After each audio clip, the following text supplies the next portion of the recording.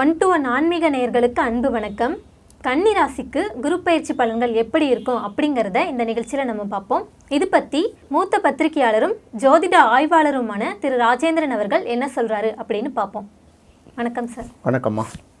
கன்னி ராசிக்கு 11ஆம் இடத்துக்கு வரக்கூடிய குரு என்னென்ன பலன்களை கொடுக்கும் அப்படின்னு சொல்லுங்கள். தொடர்ச்சியாக பேசிட்டு வரும்போது 2, 5, 7, 9, 11ஆம் இடங்களுக்கு கோச்சார குரு வரும்போது நல்ல பலனை தான் கொடுக்கும் அப்படிங்கிறத நம்ம சொல்லுவோம். கன்னி ராசிக்கு பாருங்கள் 11ஆம் இடத்துல வருது. அப்போ லாபஸ்தானம். அப்போ லாபஸ்தானத்தில் குரு உட்காரும்போது கண்டிப்பாக அள்ளி தானே கொடுக்கும். ஏற்கனவே நம்ம இது வரைக்கும் நம்ம பார்த்திங்கன்னா இப்போ 6வது ராசியை பார்க்குறோம். இதில் இருந்து உண்மையிலே இந்த குரு பயிற்சியால் அதிகம் பலனடையக்கூடிய ராசிகள் அப்படின்னு பார்க்கும்போது ஃபஸ்ட்டு மிதுன ராசி எடுத்தோமா, மிதுன ராசியை விட அதிகம் பலனடையக்கூடிய ராசிங்கிறது கன்னி ராசி தான். ஏன்னா கன்னி ராசிக்கு 11ஆம் இடத்துல வருது. கன்னி ராசிக்கு குரு பாதகாதிபதியாக இருந்தால் கூட கோச்சாரம் அப்படின்னு வரும்போது அதை பெருசாக எடுத்துக்க வேண்டிய அவசியம் இல்லை. 11ஆம் இடத்துல ஒரு சுபக்கிரகம் உட்காருது. அந்த சுபக்கிரகம் உச்சம் பெற்று உட்காருது அப்படிங்கும்போது கண்டிப்பாக நல்லது தானே. சர்க்கரை பந்தலில் தேன் மாறி பொழிந்தது போல் அப்படிம்பாங்கள்ல, அந்த மாதிரி பார்த்திங்கன்னா இந்த 11ஆம் இடத்துக்கு வரக்கூடிய குரு ஃபைனான்சியலி அவர்களுக்கு பெரிய ஒரு நல்ல பலனை கொடுக்கும் கன்னி ராசியை பொறுத்தவரையில். அடுத்தது 11ஆம் இடம்ங்கிறது ஆசைகளை நிறைவேற்றக்கூடிய ஒரு இடம். ரொம்ப முக்கியமாக அதை தான் பார்க்கணும். இப்போ நம்ம ஒரு காரியத்தை செய்கிறோம் அப்படின்னு நினைக்கிறோன்னா அதுலேருந்து சில லாபத்தை எதிர்நோக்கி செய்வோம், இல்லை மன விருப்பத்துக்காக செய்வோம். மனமும் விரும்பி அந்த ஒரு காரியத்தை செய்யும்போது அதுக்கான லாபமும் கிடைக்கும்போது நமக்கு ஒரு மகிழ்ச்சி கிடைக்கும் இல்லையா. அதுதான் ஆசையும் நிறைவேறும், அதுக்கான நோக்கமும் நிறைவேறுங்கிறாங்கல்ல. கன்னி ராசியை பொறுத்தவரை 11ஆம் இடத்துக்கு வரக்கூடிய குரு ரொம்ப நல்ல பலனை கொடுப்பார். ஆசைகளை நிறைவேற்றுவார்னா திருமண ஆசைகளை நிறைவேற்றலாம், குழந்தைக்கான ஆசையை நிறைவேற்றலாம், வேலை வாய்ப்புக்கான ஆசைகளை நிறைவேற்றலாம். அடுத்தது பதவிகள் நிறைய தேடி வரும் இல்லையா, இந்த மாதிரி வாய்ப்புகளையும் நிறைவேற்றலாம். எப்படி பார்த்தாலும் 11ஆம் இடத்துல இருக்கக்கூடிய குரு நல்ல பலனை தான் கொடுப்பார். நிறைய பண உறவுகளை கொடுப்பார் அப்படிங்கிறதான் ஃபஸ்ட்டு. அதையும் கடந்து பார்க்கும்போது ராசிக்கு 4ஆம் இடத்துக்கும் 7ஆம் இடத்துக்கும் உரியவர் குரு. அப்போ 4ஆம் இடம்ங்கிறது நம்ம பல இடங்களில் சொல்லியிருக்கோம். சொத்து, சுகம், சொந்த ஊர், தாய், கல்வி எல்லாத்தையும் சொல்லியிருக்கோம். அப்போ தாய் வழி ஆதாயங்கள் நிறைய கிடைக்கும். ஒரு பக்கம் இந்த வெளிநாடுகள் நம்ம சொல்கிறோம்ல, வெளிநாடுகளில் போய் நீண்ட காலமாக தங்கியிருக்காங்கல்ல, நிறைய பேர் குடியுரிமையை அப்ளை பண்ணிவிட்டு வெயிட் பண்ணிகிட்டு இருப்பாங்கல்ல, அவர்களுக்கு பெரும்பாலானவர்களுக்கு குடியுரிமை கிடைப்பதற்கு இந்த க்ரீன் கார்டு, பிஆர்லாம் சொல்கிறோம்ல, அதுபோல் கிடைக்கிறதுக்கான வாய்ப்பு அதிகரிக்கும். இன்னொரு பக்கம் பார்க்கும்போது 7ஆம் அதிபதி மீனத்துக்கும் உரிய கிரகம் குரு தானே. அவர் 11ஆம் இடத்துல உட்கார்றான்னா 7ஆம் அதிபதி 11ஆம் இடத்தில் உட்காருதுன்னா வாழ்க்கை துணை மூலமாக ஒரு லாபம், நல்ல லாபம் சேரும். அவங்க பேரில் தொழில் நடத்துகிறாங்களா, இல்லை ஏற்கனவே நடந்துகிட்ருக்கிற தொழில் சரியாக இல்லாமல் இருந்து இப்போ லாபம் வருதா அப்படிங்கிறது ஒன்று. வீட்டில் ரொம்ப நாளாக ஒய்ஃப் இருந்திருப்பாங்க, வேலைக்கு போகணுங்கிற எண்ணம் இருந்திருக்காது, குழந்தைகளை வளர்க்கணும், இப்போ கொஞ்சம் பரவாயில்ல பார்த்துக்கலாம், நானும் ஒரு வேலைக்கு போகிறேன்னு சொல்லிட்டு சம்பாரித்து கொடுக்கலாம். அப்படி இல்லைன்னா வாழ்க்கை துணை வழியால் சில சொத்து சுகங்கள், நகை நட்டுக்கள் சேருவதற்கு ஒரு வாய்ப்பு இருக்குது. ஏன்னா குருவே தங்கம் தானே. அப்போ ரொம்ப காலமாக அந்த வீட்டில் சொத்து பிரிக்கும்போது அவங்க எங்கள் பொண்ணுக்கு ஒரு போர்ஷன் அப்படின்னு வருவாங்க, இல்லைன்னா பையனுக்கு ஒரு போர்ஷன் சேரும். சில பேருக்கு மாமியார் வீட்டு சொத்து கூட வரும். இப்படியெல்லாம் இருக்குல்ல, இது எல்லாமே பார்க்கும்போது ஒரு நல்ல பலன்களை தான் கொடுக்கும். 11ஆம் இடத்துக்கு வரக்கூடிய குரு என்னென்ன பலன்களை தரும் அப்படின்னு சொல்லிட்டீங்க. இப்போது குரு பார்வை செய்யக்கூடிய இடங்கள் கன்னி ராசிக்கு என்னென்ன பலன்களை தரும்?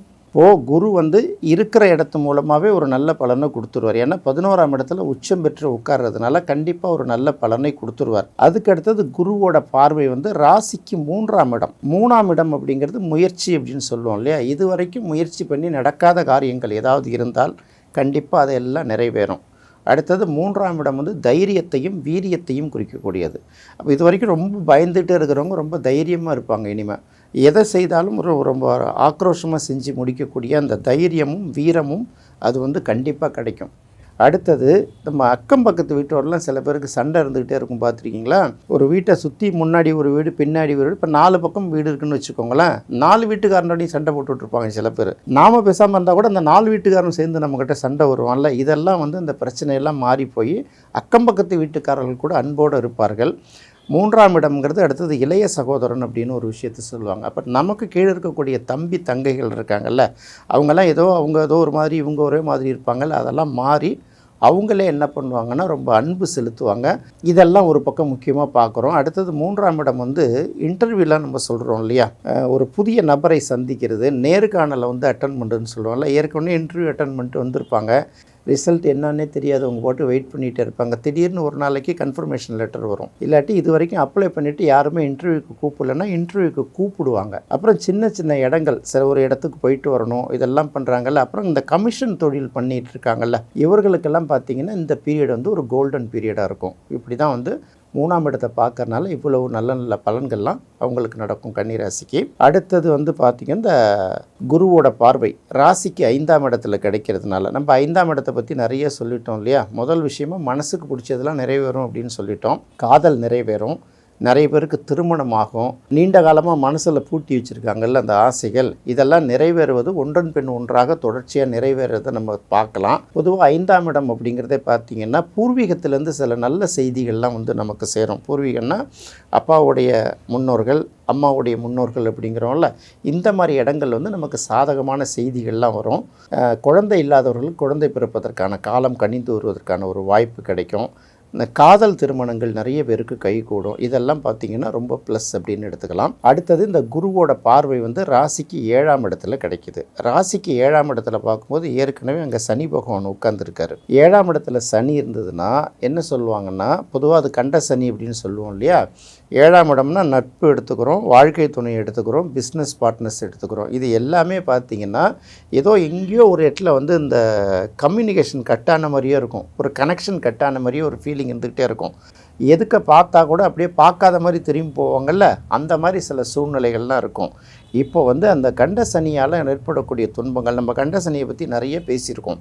அந்த கண்ட சனியால் ஏற்படக்கூடிய பாதிப்புகளை எல்லாம் அது கொஞ்சம் தடுத்து நிறுத்துங்கிறது ஒரு வகையில் இந்த குருவோட பார்வை வந்து என்னென்ன பலன்கள் அப்படிங்கிறது கன்னிராசிக்கு இந்தந்த மாதிரியான பலன்களை தான் கொடுக்கும். குருவோட அதிசார பயிற்சியும் ராகுகேது பயிற்சியும் கன்னிராசிக்கு கொடுக்கக்கூடிய பலன்கள் என்ன? இப்போ சாதாரணமாக பார்க்கும்போது குரு வந்து 11ஆம் இடத்துக்கு வர்றது ரொம்ப நல்லது தானே. இந்த குரு என்ன பண்ணும், திடீர்னு இந்த அக்டோபர் மாதம் இறுதியில் வந்து அதிசாரமாக சிம்மத்துக்கு வருது. அது வந்து ராசிக்கு 12ஆம் இடம். அதுக்கப்புறம் ஜனவரி 25 தேதி வாக்கில் திரும்பவும் அங்கே போயிடுது. டிசம்பர் மாதம் 8ஆம் தேதி ஏற்கனவே சிம்மத்தில் இருக்கக்கூடிய கேது வந்து கடகத்துக்கு வருது இல்லையா. அதுக்கப்புறம் ஒரு சில மாதங்கள் வந்து குருவும் கேதுவும் ஒன்றா சேர்ந்துருக்கிற ஒரு சூழ்நிலை வரும். ஒரு பக்கம் பார்க்கும்போது 11ஆம் இடத்துல இருக்கிற கேது நல்ல பலனை கொடுக்கும். இன்னொரு பக்கம் 11ஆம் இடத்துல இருக்கக்கூடிய குருவும் நல்ல பலனை தான் கொடுக்கும். இருந்தாலும் குருவை வந்து செயல்பட விடாமல் கேது தடுக்கும். கேதுவோட நெகட்டிவை கட் பண்ணுறதுக்கு குருவும் ஒரு பக்கம் போராடும்ல. எப்படி பார்த்தாலும் 11ஆம் இடத்துல இருக்கிறதுனால ஓரளவு நல்ல பலன்களை தான் கொடுக்கும், பெரிய அளவுக்கு மைனஸை கொடுக்காது. பட் என்னென்னா ஒரு பக்கம் குரு வந்து சுபக்கிரகம், இன்னொரு பக்கம் கேது வந்து அது வந்து நம்ம சுபக்கிரகமாக எடுக்கிறது இல்லையா, அது வந்து ஒரு சின்ன சின்ன பாதிப்பை வந்து ஏற்படுத்துங்கிறத சொல்லலாம். இருந்தாலும் அது ஒரு தற்காலிகம் தான். ஓவராலாக பார்க்கும்போது 11ஆம் இடத்து குரு வந்து எல்லா வகையிலும் கன்னி ராசிக்கு நல்ல பலன்களை தான் கொடுக்கும். வழக்கமாக அடுத்து நீங்கள் கேட்குற கேள்விக்கு நானே பதிலை சொல்லிடுறேன். பொதுவாக வந்து இப்போ நம்ம ஏற்கனவே சொல்லிட்டோம், கடகத்தில் வந்து குரு வர்றதுனால இந்த குரு பயிற்சி வந்து திருச்செந்தூர் வந்து நல்ல பலனை கொடுக்கும். திருச்செந்தூர் முருகன் வழிபாடு வியாழக்கிழமை, திங்கட்கிழமை, செவ்வாய்க்கிழமைகளில் ஒரு நல்ல பலனை கொடுக்கும் அப்படிங்கிறத பார்த்தோம். அதுக்கு அடுத்தது பார்க்கும்போது சனியை வந்து குரு பார்க்குறதுனால மீனாட்சி அம்மன் வழிபாடு செஞ்சாங்கன்னா இந்த மாதிரி நிலம் சம்மந்தப்பட்ட பிரச்சனைகள்லாம் அவங்களுக்கு ஒரு நல்ல முடிவுக்கு வரும். நிறைய பேர் புதுசாக வீடு வாங்குவதற்கு வாய்ப்பு இருக்குது. ஏற்கனவே வந்து சொத்துக்கிட்ட இடத்த விற்றுட்டு கடன் அடைக்கலாம் அப்படின்னு நினச்சாங்கன்னா கூட அதுக்கும் ஒரு நல்ல மாதிரியான பலனை கிடைக்கும்.